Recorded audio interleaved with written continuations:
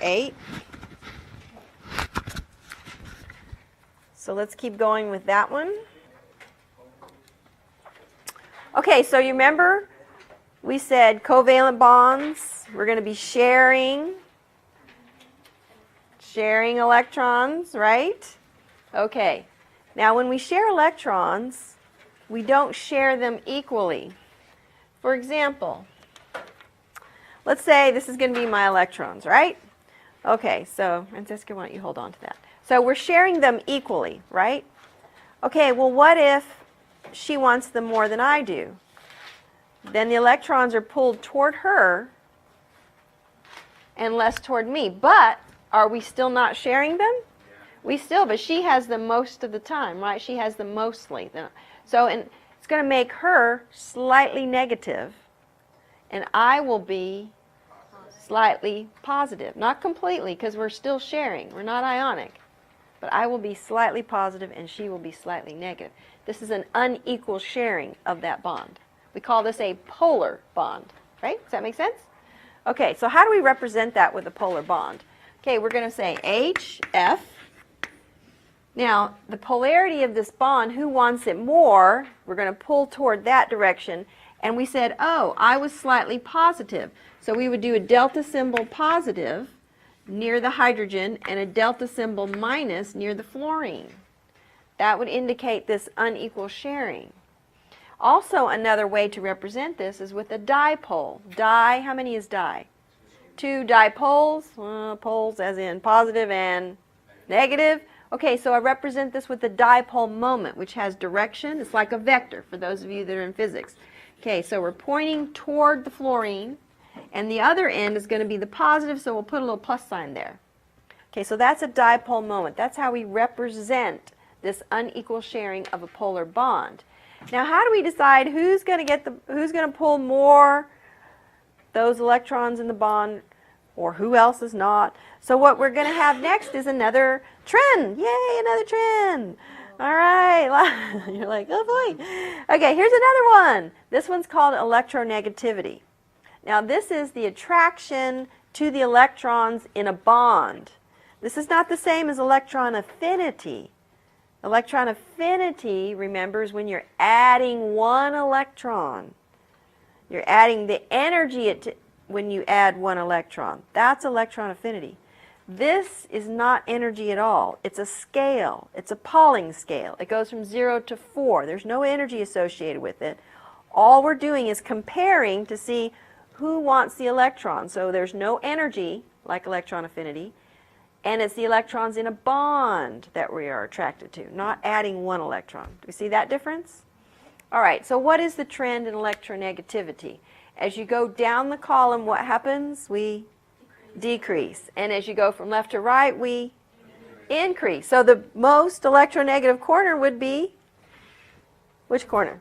Fluorine, right? We kind of know that. Do we know fluorine likes electrons? Sure. Okay, so this is the most electronegative corner. What's the least electronegative corner? Bottom left. Okay, so remember that trend in electronegativity. Now we can take these numbers and we can calculate the difference between those, and that's our electronegativity difference. And when we do that, once we take the difference between those numbers, we can decide, it helps us decide which one is a polar bond, which one where they're shared equally, and which one where they're completely ionic. Now, as that difference gradually changes, it's just a continuing spectrum. It just gradually keeps changing and changing. And to try to help clarify that, we put these spots where we're thinking, okay, if it's up to here, we're going to give it a certain rating. Okay, and from 0.4 to 2, we're going to give it a certain rating. And from 0.2 to 3 and above.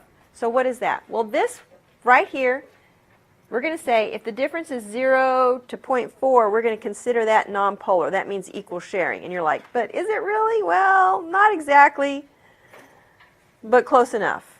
Okay, so if the electronegativity falls within this range, then it's going to be nonpolar. Now, if it falls between this range, this is where we start to pull the electrons more and we get a polar covalent bond. And if it becomes greater than that, then of course we've just pulled the electron completely over and now we're ionic. Now, we've been saying metal and a nonmetal, oh yeah, metal and a nonmetal, that's an ionic bond, right? And that's a very good general rule of thumb. But as we get close to here, we'll see that some of the metal and the nonmetals that we were thinking are ionic bonds are really more closer to strongly polar covalent bonds. Okay, so we'll see that. But it's still a very good general rule of thumb to go by with the metal and the nonmetal. All right, so let's practice calculating some of these. So let's put our numbers back up here. And let's calculate some of the differences to see what kind of bond it is. So we'll do fluorine and fluorine. And then we will do hydrogen and chlorine. And we will do sodium and chlorine. Okay, so let's take the electronegativity difference. And I'm going to put absolute value signs. You guys know what absolute value sign means, right? Yeah, everything's going to be positive. Okay. All right, so let's do fluorine and fluorine. What's the value for fluorine? 4. 4 minus what? 4? So that difference is going to be 0. So what's that going to be considered then? That's going to be a nonpolar bond, right? Okay, so that's going to be nonpolar. All right, well, let's do another electronegativity difference. Let's do hydrogen and chlorine. So what's hydrogen? 2.1, and chlorine is 3.0. Now, it doesn't matter which way you subtract it. 2.1 minus 3, 3 minus 2.1. It doesn't matter because it's always going to come out to be positive with my absolute value sign. So what's that number going to be? 0.9. Okay, where does that fall on our spectrum? Okay, that's a polar covalent bond. All right, great. Well, let's do this one, NaCl. Okay, electronegativity difference of sodium. Okay, 0.9. And chlorine, we said, was 3. So what is that difference? 2.1. Where does that fall? Ionic, right? Okay, well, we can do that with these numbers. That helps us define a little bit more clearly what's an ionic bond, what's a polar covalent bond. So everybody see how we do that? Okay. Well, you know what? You probably could have done that without subtracting the differences. Don't you know that, let's think about it, fluorine and fluorine, hey, well, okay, those are going to have the same pull, aren't they? And then you're like, well, hydrogen and chlorine, okay, those are kind of on different places of the periodic table, so that's probably going to be polar covalent. And then here, you know, metal and the nonmetal. So you could have done that without those numbers, right? Okay, well, let's look at it another way. We said that, let's think about it as the trend. As we talked about this trend, notice that the further apart we are between the least electronegative and the most electronegative, isn't that difference going to be greater? Yeah. So that's probably going to be really ionic, isn't it? But what happens if they get closer and closer together? Does that difference get smaller and smaller and smaller? So the closer they are together, the more nonpolar they become. Isn't it true? All right, so let's think of another way to look at this. Instead of looking at the numbers, I want you to think of just the trend. Okay, so let's not put the numbers there. And I want you to think of just the trend and look at the periodic table. So take a look at the periodic table and just think about the trends. Okay, so which one of these is going to be the most ionic and which one of these is going to be least ionic. So we'll say which one of these is going to be the most nonpolar. So I've got lithium and nitrogen. I've got cesium and fluorine. And then we have phosphorus and sulfur. So looking at where they are located, remember the closer and the closer they are together, the more nonpolar they become. I bet you could tell me which one of these bonds is going to be the most nonpolar without doing any of the calculations. So what do you think? Phosphorus and sulfur? Why do you think phosphorus and sulfur? Are they very close together? Yeah, okay. All right, great. Well, let's think about the same trend idea, and I want you to put these in order of the polarity of the bond. So let's do that one. We've got oxygen and fluorine. We've got cesium and fluorine. We've got bromine and bromine. And then we've got carbon and fluorine and nitrogen and fluorine.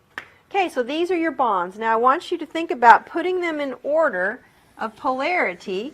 And we're going to start over here with the most polar. Or in other words, we'll say this one is the ionic area. And over here is going to be the least polar.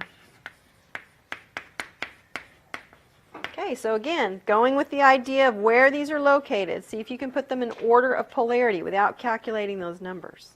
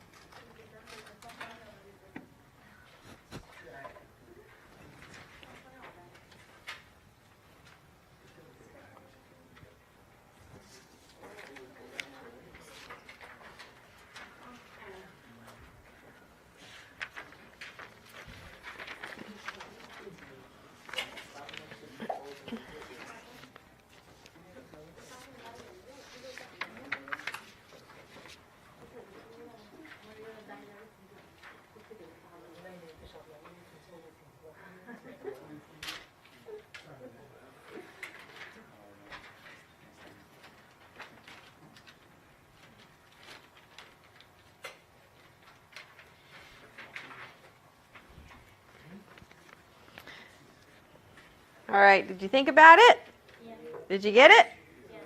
All right, well, let's see if you got it right. What is going to be the most ionic? Okay, which one? Most polar, most ionic, farthest apart on the scale? Cesium is the low corner, right? And fluorine is the high one, right? So it's going to be cesium and fluorine. Okay, that's one. What's the next one? Carbon and fluorine. Very good. What's the next one? Nitrogen and fluorine. Excellent. Next one?